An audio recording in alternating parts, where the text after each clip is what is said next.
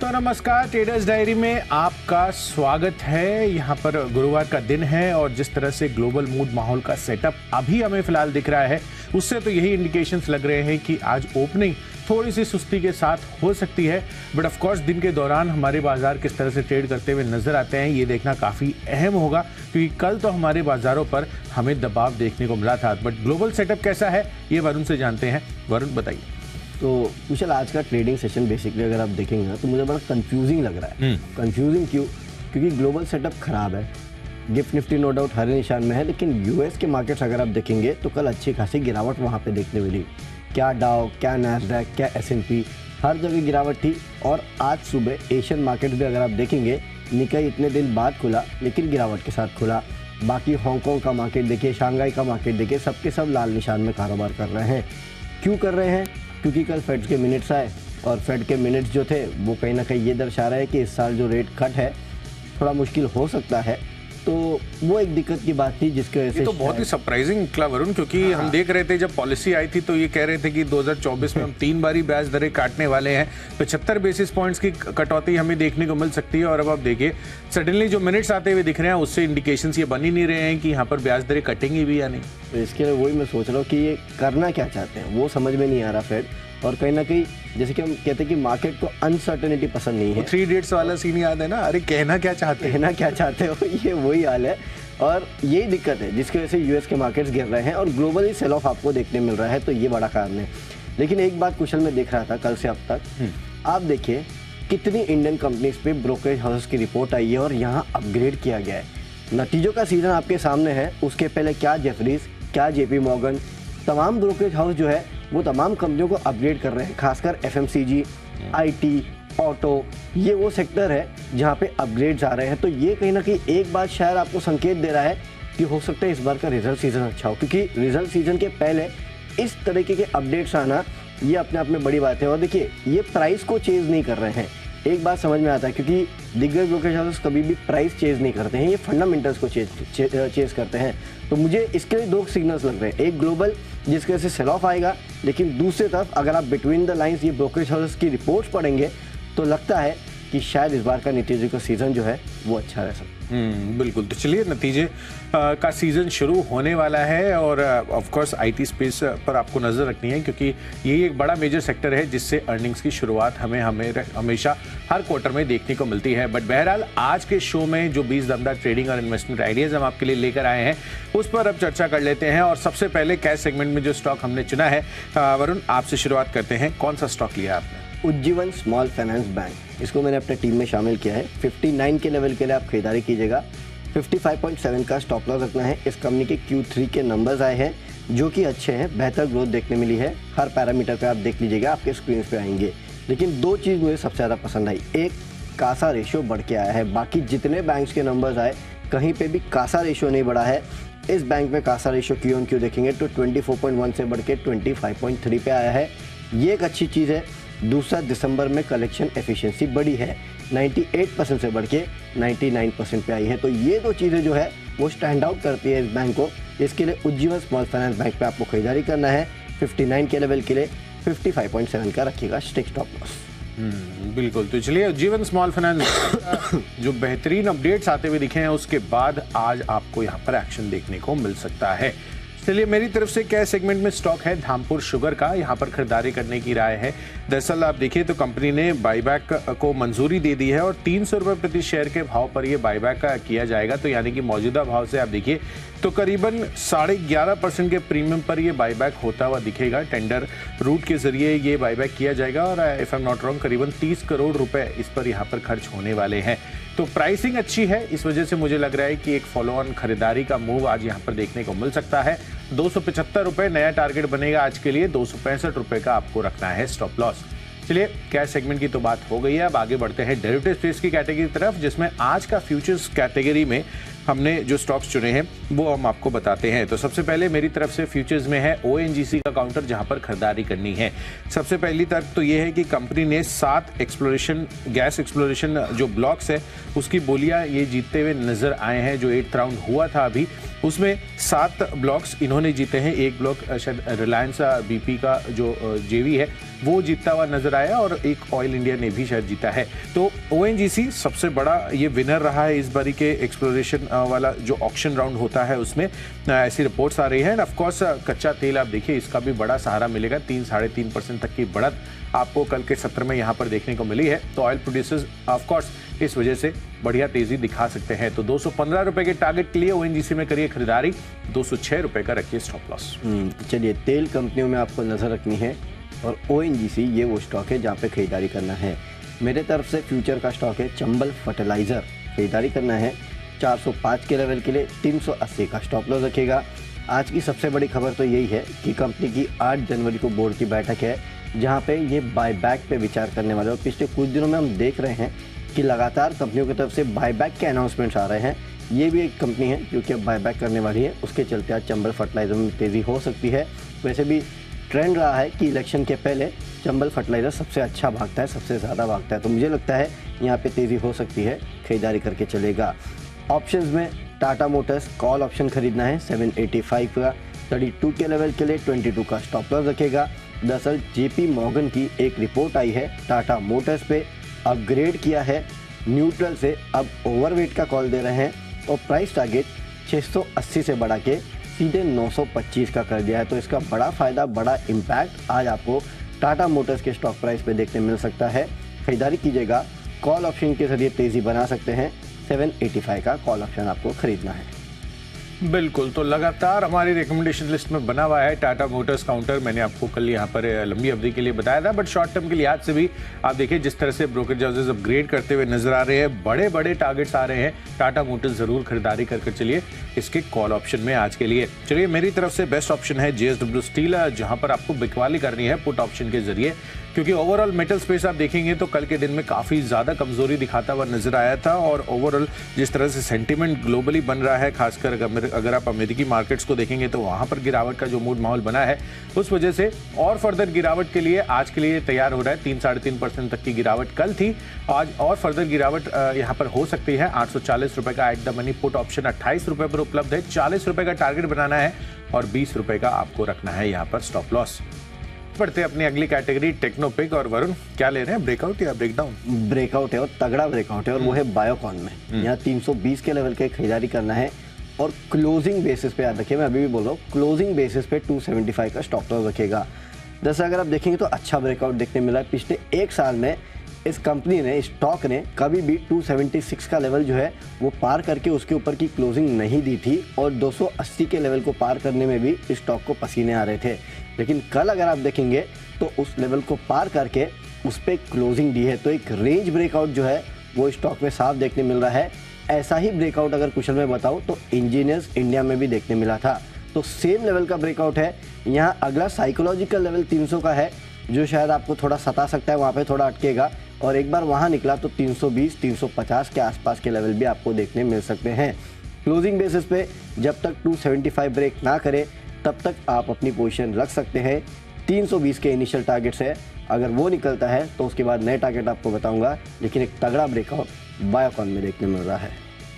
बिल्कुल, तो तगड़े ब्रेकआउट की तैयारी है बायोकॉन में। कल तो हमने ऑब्वियसली इसमें एक्शन देखा था और आज भी हो सकता है कि आपको तेजी देखने को मिले। चलिए, टेक्नोपिक के आधार पर मैंने स्टॉक चुना है जाइडस लाइफ साइंस का। यहाँ पर खरीदारी करनी है। इनफैक्ट पिछले एक महीने का अगर आप चार्ट ओपन कर देखेंगे तो काफ़ी शानदार रहा है। करीबन 12% तक की दमदार ग्रोथ यहाँ पर देखने को मिली है। एंड ऑफ कोर्स ये जो मोमेंटम है ये इस वजह से कहीं ना कहीं इसको और तेज़ी बना सकता है। बट खबर भी है इसमें, जिसमें क्रिसिल ने लॉन्ग टर्म बैंक फैसिलिटी जो है उसकी रेटिंग को अपग्रेड कर दिया है। AA+ से अपग्रेड कर अब नई रेटिंग AAA इन्होंने कर दी है। तो इस वजह से भी जाइडस लाइफ साइंस को आज सपोर्ट मिल सकता है। खरीदारी कर चलिए 735 रुपए के टारगेट के लिए 705 रुपए होगा आपका स्टॉप लॉस। चलिए अब आगे बढ़ते हैं फंडा पिक की तरफ। और फंडा पिक में मुझे पसंद आ रहा है एक टेलीकॉम स्पेस का काउंटर, और लंबी अवधि के लिए अब मैं ये रेकमेंड कर रहा हूँ भारतीय एयरटेल का काउंटर है। यहाँ पर खरीदारी कर चलनी है। और जो नया फ्रेश टारगेट्स बन रहा है 12 महीनों के लिए वो है 1230 रुपए का। ऑफकोर्स यहाँ पर जो ट्राई के डेटा आते हुए दिखे अक्टूबर महीने के, वो भी काफ़ी बेहतर रहे हैं भारतीय एयरटेल के लिए। यहाँ पर लगातार ये ग्राहक जोड़ते हुए भी नजर आए हैं। लगभग 3.5 लाख ग्राहक इस बारी भी इन्होंने जोड़े हैं। फंडामेंटली भी आप देखिए तो निफ्टी कंपनी है और इंस्टीट्यूशनल इन्वेस्टर्स की भी यहाँ पर अच्छी खासी होल्डिंग है। और भारतीय एयरटेल इस वजह से भी मुझे पसंद आ रहा है क्योंकि एक हिसाब से आप देखिए तो टेलीकॉम स्पेस में जो बड़े फ्रंट रनर्स हैं उसमें ऑफकोर्स रिलायंस जियो तो है ही, साथ ही भारतीय एयरटेल पर भी आपको बड़ा फोकस करना है। अच्छी खासी डाइवर्सिफिकेशन स्ट्रेटेजी भी है इनकी। अफ्रीकी कारोबार से भी इनके अब रेवेन्यूज आते हुए नजर आ रहे हैं। तो जाहिर सी बात है इस वजह से मुझे लग रहा है कि बढ़िया प्ले है टेलीकॉम स्पेस में। भारतीय एयरटेल का खरीदारी करिए। लंबी अवधि के लिए 1230 रुपए आपको टारगेट रखना है। चलिए, लंबी अवधि के लिए आपको भारतीय एयरटेल में खरीदारी करना है। मेरे तरफ से फंडा पिक है एक्सिस बैंक। खरीदारी करना है आपको 1125 के लेवल के लिए। 1087 का स्टॉप लॉस रखिएगा। एक ही कारण है, एडीआर अगर आप देखेंगे तो कल 1.5% की तेज़ी इसमें देखने मिली थी और इसके लिए मुझे लगता है कि आज एक्सिस और आईसीआईसीआई बैंक दोनों में तेज़ी हो सकती है। खरीदारी करके चलेगा इस काउंटर में। अगली कैटेगरी निवेश की कैटेगरी है और निवेश करना है और एक एफएमसीजी काउंटर कोलगेट पे 2900 के लेवल अगले एक साल में देखने मिल सकते हैं। आपको याद होगा पिछले कुछ समय से लगातार काफ़ी सारे एफएमसीजी काउंटर्स को मैंने अपने टीम में शामिल किया है और मैंने आपसे कहा था कि 2024 एफएमसीजी के नाम हो सकता है। यहाँ पे ग्रोथ अच्छी रहेगी, वैल्यूएशंस भी कोलगेट के काफ़ी अच्छे हैं। सिर्फ दिक्कत की बात एक है कि धीरे धीरे ये स्टॉक चलता है। फिलहाल अगर आप देखेंगे तो 2400-2500 के आसपास है। यहाँ से और 400 रुपये के आसपास की तेज़ी जो है वो बन सकती है। इनफैक्ट जेफरीज का भी नोट आया है कोलगेट पे। टारगेट इन्होंने बढ़ा दिया है 2320 से बढ़ा के 2820 का अब ये कर रहे हैं। तो मेरे ख्याल से इस स्टॉक को आपको अपने पोर्टफोलियो में रखना चाहिए। मार्केट लीडर है, अगले एक साल में 2900 के लेवल देखने में मिल सकते हैं। बिल्कुल, तो चलिए निवेश के लिहाज से कोलगेट यहाँ पर फोकस कर चलिए, अच्छी तेजी बन सकती है लंबी अवधि के लिए। चलिए मेरी तरफ से है निवेश के पर्सपेक्टिव से डाबर एफएमसीजी काउंटर है और लगातार अब जैसे कि हम शो की शुरुआत में बात कर रहे थे कि काफ़ी ब्रोकरेज हाउसेज अब एफएमसीजी स्पेस को टारगेट करते हुए नजर आ रहे हैं, जिसमें उन्होंने 2 ब्रोकरेज हाउसेज ऐसे हैं जिन्होंने अपने जो अपग्रेड्स है वो ये करते हुए दिख रहे हैं टारगेट्स के लिहाज से। तो जेफरीज है, इन्होंने तो रेटिंग भी अपग्रेड कर दी है। डाबर पर होल्ड की रेटिंग पहले दे रहे थे और अब इन्होंने अपग्रेड कर खरीदारी की राय दे दी है। एंड ऑफकोर्स यहाँ पर टारगेट्स भी बढ़ा दिए हैं। 600 रुपये पहले था, अब 650 रुपये के टारगेट्स भी ये देते हुए नजर आ रहे हैं। मॉर्गन स्टैनले ने भी ओवर रेटिंग बरकरार रखते हुए टारगेट्स 604 रुपये के अब नए रिवाइज कर दिए हैं। तो ऑफकोर्स ब्रोकरेज हाउसेज बुलिश होते हुए दिख रहे हैं एफएमसीजी काउंटर पर। और डाबर की तो हिस्ट्री रही है जिस तरह से यहाँ पर इन्होंने भी प्रदर्शन किया है। ऑफकोर्स एफएमसीजी बेट है, डिफेंसिव स्पेस का प्ले है। कैपिटल प्रिजर्वेशन परस्पेक्टिव से डाबर ऑफकोर्स आप खरीदारी कर चल सकते हैं। 660 रुपये ये नया टारगेट बनेगा अगले 12 महीनों का अगर आप होल्डिंग पीरियड बनाकर चलते हैं तो। चलिए इसके साथ साथ अब अपनी अगली कैटेगरी की तरफ बढ़ते हैं खबरों के लिहाज से। और खबरों में आरसीएफ ये स्टॉक आ रहा है मेरे रडार पर, जहां पर आपको खरीदारी करने की राय है। वैसे भी आप देखिए तो यहाँ पर फर्टिलाइजर स्पेस की कंपनियों पर लगातार फोकस है और साथ ही 1200 MTPD का नया जो फर्टिलाइजर प्लांट है उसको लगाने की भी अब मंजूरी मिल गई है पर्यावरण मंत्रालय से। ये पर्यावरण, वन और जलवायु परिवर्तन मंत्रालय से भी यहाँ पर जो है ये मंजूरी मिलती हुई नजर आ रही है। तो ऑफकोर्स एनवायरमेंटल क्लियरेंसेस मिल गए हैं और अब इस वजह से ये स्टॉक चल सकता है। खरीदारी करके चलिए। 176 रुपये के टारगेट के लिए 167 रुपये का लगाइए स्टॉप लॉस। खबरों के दम पे मेरा स्टॉक है GIPCL। खरीदारी कीजिएगा 191 के लेवल के लिए 180 का स्टॉप लॉस रखना है।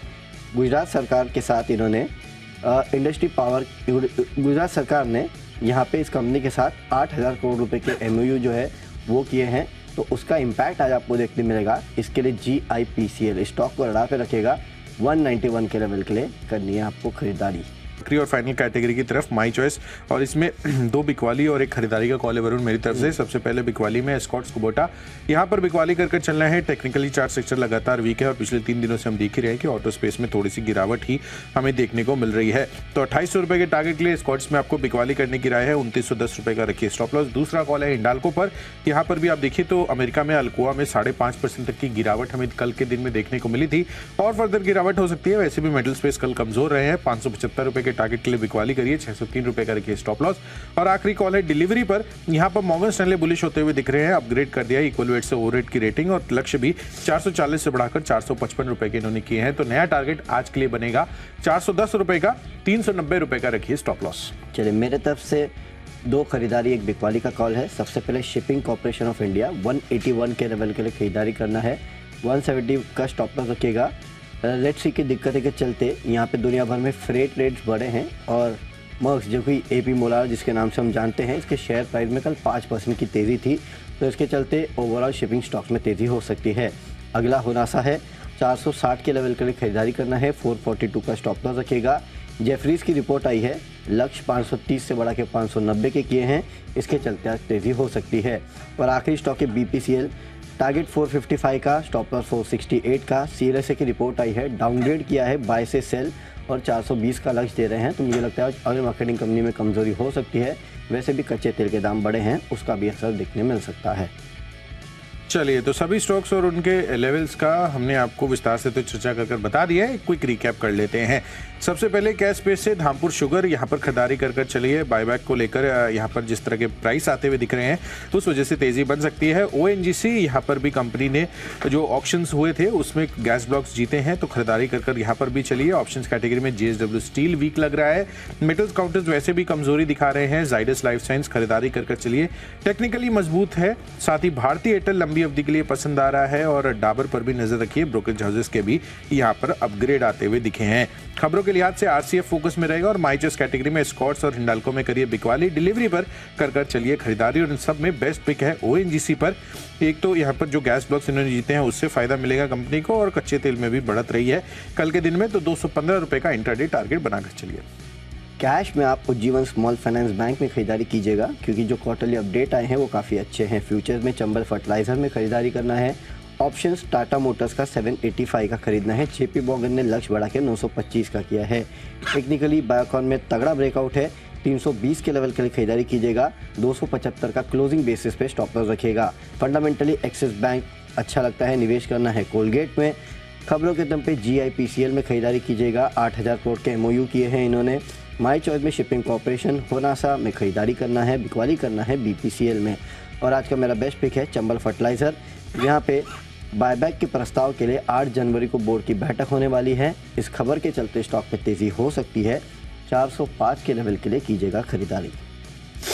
चलिए, तो सभी स्टॉक्स उनके लेवल्स का हमने रिकैप भी कर बता दिया आपको।